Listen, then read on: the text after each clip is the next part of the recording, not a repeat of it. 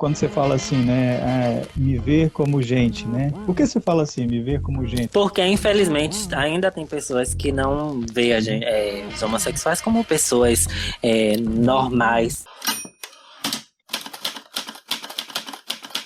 Meu nome é Raik Tavares e está no ar mais um Live com o Autor. Essa é a 10ª edição do podcast. Trago para conversar comigo o Diego, né? E a gente vai falar sobre blog literário. Ele que é, né, um rapaz aí muito bacana, falou sobre o seu blog, falou sobre a sua sexualidade, falou sobre preconceito. E então você vai ouvir um conteúdo muito gostoso, com informações aí que vão fazer você refletir sobre a vida e que vão te motivar também, porque esse é o objetivo desse episódio e de todos os episódios que vierem aqui, te motivar de alguma maneira, te incentivar a seguir sempre o bom caminho. Lembrando a você que quer aí se divulgar, né, ainda estou com esse projeto de divulgar autores e divulgar também editoras, né, pessoas que trabalham no meio editorial de forma independente, né, que estão aí precisando divulgar o seu trampo. Estou aqui aberto a receber o seu e-mail, tá bom? Você pode mandar o seu e-mail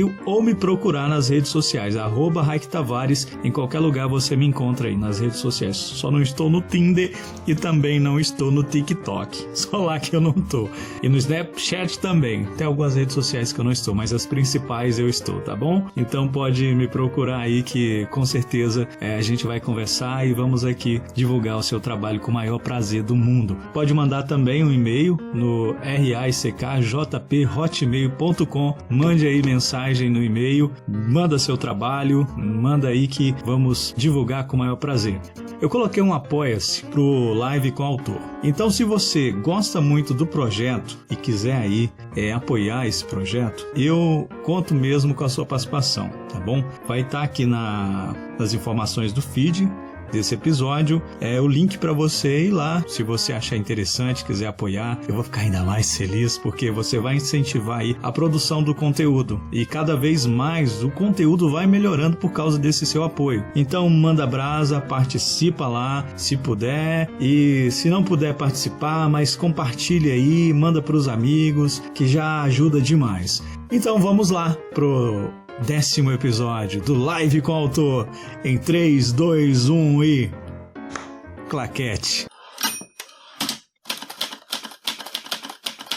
Então, eu me chamo Diego, eu sou formado em letras, atuo como professor do Ensino Fundamental 2 e às vezes Ensino Médio também. Tenho um blog desde quando eu tinha 17 anos. Com o Instagram eu tenho menos tempo, comecei o Instagram em 2014, mas antes disso eu já tinha um blog. Quando eu coloquei o nome do Vida e Letras, eu pensei muito por conta do curso que eu queria fazer. Sempre quis fazer letras. E aí quando eu criei com 17 anos, que eu já estava nesse momento de fazer vestibular, eu pensei, eu quero colocar o nome do blog que seja o nome do curso que eu vou fazer. Psicologia não ficou legal, aí ficou Vida e Letras, porque eu queria trazer questões da minha vida, né? E junto com o meu curso. E esse blog surgiu porque eu tava no momento da adolescência em que eu tava descobrindo muito sobre mim e tava naquela fase da descoberta de me aceitar como uma pessoa homossexual. E eu não tinha com quem conversar e tal. Então lá no blog eu encontrei uma forma de escrever, né? Contos, como se fosse um diário mesmo. E aí um dia eu recebi uma mensagem de um menino, ele falando que ele estava passando pela mesma coisa que eu,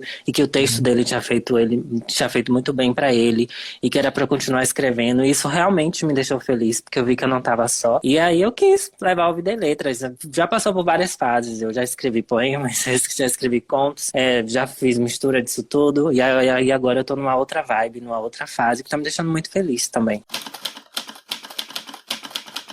O mais legal é que quando você escreve, né, crônica, eu acho crônica fenomenal, porque quando você escreve crônica, e ela é muito pessoal, na maioria das vezes, né, o cronista ele fala sempre de si, né, ele tem o ego, né, ele sempre fala do seu id, né, ele sempre fala do seu ego, e aí, assim, a crônica, ela aproxima muitas pessoas. Não, assim, é a força das palavras, né, as palavras trazem essa conexão entre as pessoas, né. Sim.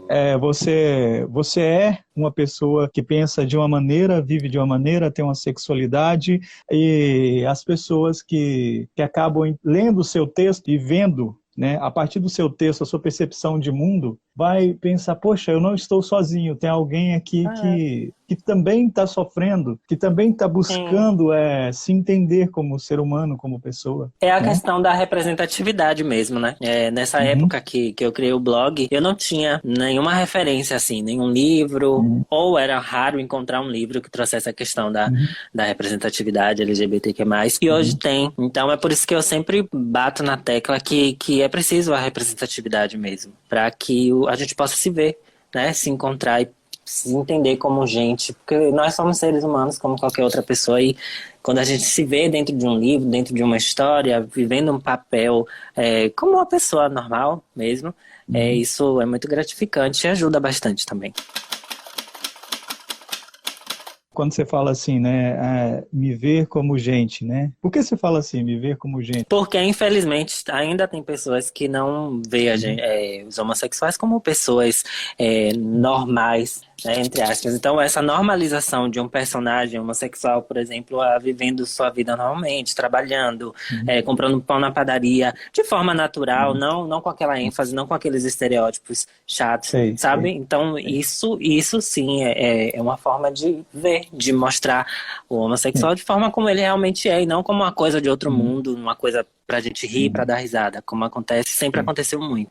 A resenha tem um valor expressivo. O que te motiva? A leitura, a gente já fala o tempo todo que a leitura é capaz de despertar muitas coisas na gente, né? Além de melhorar várias coisas na nossa comunicação e tudo mais. E resenha também é capaz de trazer inspirações. Resenha não, a leitura é capaz de trazer inspirações e te fazer perceber coisas que muitas vezes você não percebe, ou que você passa a questionar depois que você faz uma certa leitura. E eu sou uma pessoa que eu me autoanaliso muito. Eu me cobro muito, às vezes, por eu ser muito perfeccionista. Então, quando eu leio um livro que me pega, sabe? Eu costumo dizer que uma boa leitura pra mim, ela precisa me incomodar. Causou incômodo, pronto. Porque ali eu sei que eu tenho muitas coisas sobre mim a repensar, né? E sobre as coisas que eu quero fazer também. Na questão de melhorar como pessoa, por exemplo, estava lendo recentemente um livro sobre a questão do racismo, e eu vi o quanto eu tenho muito a melhorar ainda. E por isso, muitas vezes, em vários momentos, aquilo me incomodou forte. Então, eu gosto de fazer resenha, eu gosto de falar o que eu sinto quando eu leio. A minha resenha, na verdade, não é uma resenha. Eu gosto de trazer meus sentimentos quando eu leio o livro. Então, eu falo um pouco sobre o livro e falo sobre os meus sentimentos, o que é que as pessoas podem sentir, o que é que as pessoas encontram no livro. Eu procuro sempre, em mim, trazer uma coisa que seja minha, sabe? Eu acho que a minha verdade pode impactar o outro também, de alguma forma. Eu trago ideias sobre o livro que é muito diferente de uma resenha, deixar claro aqui, porque, né, o autor às vezes vai me procurar achando que eu vou fazer aquela resenha, mas o Instagram não tem espaço também para isso, por exemplo. Então eu procuro trazer as principais coisas, os principais sentimentos, porque isso impacta, eu acho que impacta. De opinião negativa de algo que leu, vale a pena ou é melhor não falar? Eu acho que vale a pena. Quando é uma crítica construtiva, quando é algo negativo que você vai expressar uma opinião para construir algo melhor futuramente, eu acho que precisa assim. Agora, tudo é como se fala, né? Não é o que se diz, é como se diz. Então, quando eu vejo algumas resenhas, por exemplo, de algumas pessoas que eu encontro uma forma muito grosseira de falar, então pra mim já perde muito do valor da crítica, sabe? Até também porque você está mexendo com sentimentos de ego, né? Sentimentos e também o trabalho do outro, né? Quando você vai escrever um livro, dá muito trabalho. Você não escreve uma coisa da noite pro dia. Todo mundo tá nesse mundo aqui para errar em alguma coisa. Então, eu tenho muito medo de destruir o sonho do outro, saber que o outro ficou triste por alguma coisa. Então, eu procuro sempre procurar a melhor forma para falar as coisas, para que não machuque e sim traga uma coisa boa. Há um tempo atrás, eu vi uma resenha que eu fiquei muito chateado, porque o livro continha erros, era de um autor iniciante. Aí a pessoa que fez a resenha, ela detonou o livro, né? Não, eu sou muito sincera e tal, blá, mas eu acho que ela deveria não ter feito a resenha e ter falado para o autor, olha, seu livro contém esses erros e isso não é legal para você, entendeu? Em vez de ela fazer essa resenha destruindo o livro, assim... Há casos e casos. Tem livros que a gente não consegue, de fato, encontrar algo que seja tão bom assim para falar, né? E realmente fica complicado. Aí já é uma situação bem à parte. E você não souber falar isso, Qual o livro que até hoje te impacta, te traz um impacto assim? Internacional, eu tenho um livro que me impactou muito, que é chamado Os Meninos da Rua Paulo. Os Meninos da Rua Não Paulo, conheço. Uhum. ele foi publicado pela Companhia das Letras em 2016, mas ele já tinha sido publicado pela Kozak Naif. E aí eu sempre ouvi as pessoas falando muito bem, muito, muito, muito bem desse livro. Eu disse, gente, eu preciso. E aí quando eu decidi comprar, a Kozak não estava mais lançando e tal, e eu não consegui. Aí a Companhia das Letras trouxe ele. Ele é a história de alguns meninos. É um clássico húngaro, esse livro. Ele é a história de meninos que têm um espaço, um único espaço para brincar, no Grunge, o nome do lugar. E aí os meninos de outro bairro vêm para o bairro deles para tentar tomar aquele lugar. E aí o livro é uma espécie de uma simulação de uma guerra, de uma tomada de território.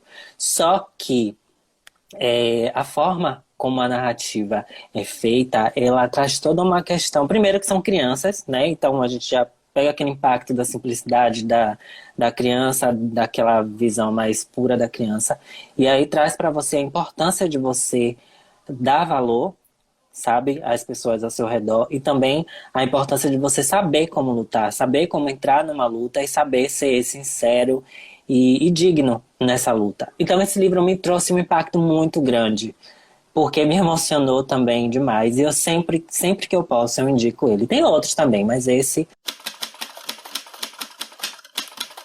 Agora eu quero que você fale do seu nacional favorito. Vou falar de Maurício Gomide. E um que eu gostei muito da época dele independente foi Ainda Não Te Disse Nada. E um que me impactou muito forte foi Surpreendente. Surpreendente foi um livro que me trouxe uma coisa muito, muito boa, que me emocionou mesmo e me puxou, sabe, bem forte, assim. Não, porque é como eu falei, a gente tem vários momentos na nossa vida e a gente muda a nossa personalidade. Ou nossa personalidade não, mas a gente vai mudando. A idade muda, a sua forma de ver o mundo muda. Então, né, eu posso ler um livro agora, por exemplo, eu li Surpreendente lá quando foi lançado, e mais pra frente eu posso ler Surpreendente, pode não me impactar tanto, não fazer tanto sentido pra mim naquele momento. Alice no País das Maravilhas, pra mim, por exemplo, é um livro atemporal. Foi o primeiro livro que eu li na vida, e pra mim eu sempre encontro coisas que agregam, sabe, na minha vida. Sem contar essa marca mesmo de ter sido a minha primeira leitura.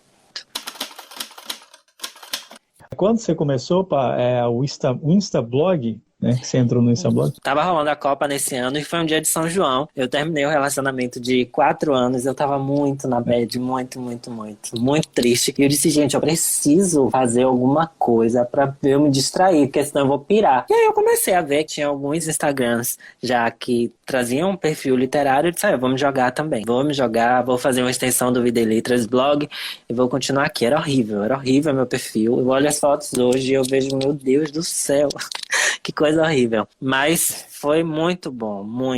Quando entrei, eu tinha com quem me distrair, conheci muitas pessoas também, me diverti muito falando sobre livros, e aí eu tô aí até hoje. É tão bacana, né, essa oportunidade que a internet nos proporciona de encontrar com outras pessoas, de ter bons encontros, né? Sim, pessoas que pensam como a gente, pessoas que pensam um pouquinho diferente, e aí acrescentam o que a gente já tem. É muito maravilhoso. Sem contar a aproximação com os autores também.